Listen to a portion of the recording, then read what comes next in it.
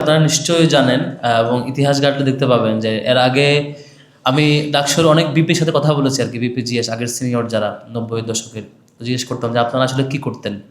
একটা common reply ছিল, যেটা দুঃখজনক রিপ্লাই, যে হচ্ছে আমরা আগে ভাগ করতাম যে হল সংসদের কেন্দ্রে কার গ্রুপে কয়জন জিতছে, ভাগ করে পরে কম্পিটিশন হতো মধুর ক্যান্টিনে কে কয়টা টেবিল দখল করব এবং কার বগল নিচে কয়টা হচ্ছে গান থাকবে এবং টেবিল দখল করে মোটামুটি একটা কনফ্লিক্টিং মোমেন্টে কে কেউ কত বেশি জয়ী থাকবে, এরকম একটা কম্পিটিশন ক্যাম্পাসে আগের সময়গুলোতে বিরাজ করতো।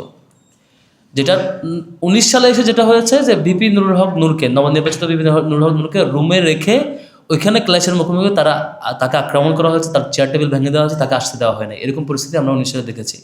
অর্থাৎ মানে তার আগে প্রত্যেকটা ডাকসুতে একটা পলিটিক্যাল কম্পিটিশন ছিল, যেটা অনেক বেশি ছিল এবং সবাই যে ইউনাইটেডলি কাজ করবে এই জিনিসটা কম লক্ষ্য করা গেছে, যেটা আমার অবজারভেশন। সেদিক থেকে আজকে যে গত 2 মাস সকল হল সংসদ এবং কেন্দ্রীয় সংসদের 28 জন প্রতিনিধি এবং হল সংসদের সবাই একসাথে কমন গোলে সকল ভেদাভেদ এবং মতামত বৈচিত্র্যমত এক পাশে রেখে একযোগে যে কাজ করছেন, আজকে সবাই এসে একসাথে বসছি কাজ করছি, এই যে চমৎকার ঐক্য, এটার জন্য প্রত্যেকে তো হাততালি পাওয়ার যোগ্য একসাথে, যে আমরা সবাই সবাই বিজয়ী এখানে আলহামদুলিল্লাহ।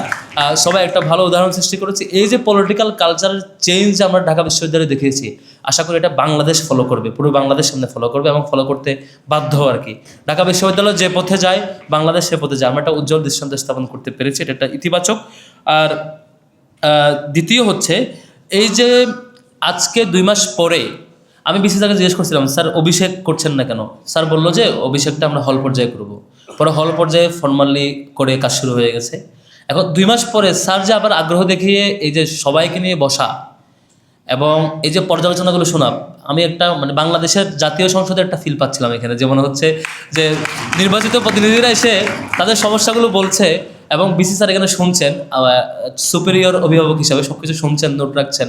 আমাদের হলের প্রাধ্যক্ষ স্যাররা, ডিন স্যাররা শুনছেন এবং সকল টিচাররা শুনছেন। এই যে চমৎকার একটা পরিবেশ, এটার জন্য ডাকসুর সাদিক কায়েম ভাই সহ পুরো টিম এবং বিসি স্যার সহ সকল যে শিক্ষকবৃন্দ আছেন দায়িত্বরত, সবাই তো অভিনন্দন পাওয়ার যোগ্য। সবাই কিন্তু একটা করতালে হাততালি দিয়ে আমরা অভিনন্দন জানাবো যে সুন্দর একটা আয়োজন।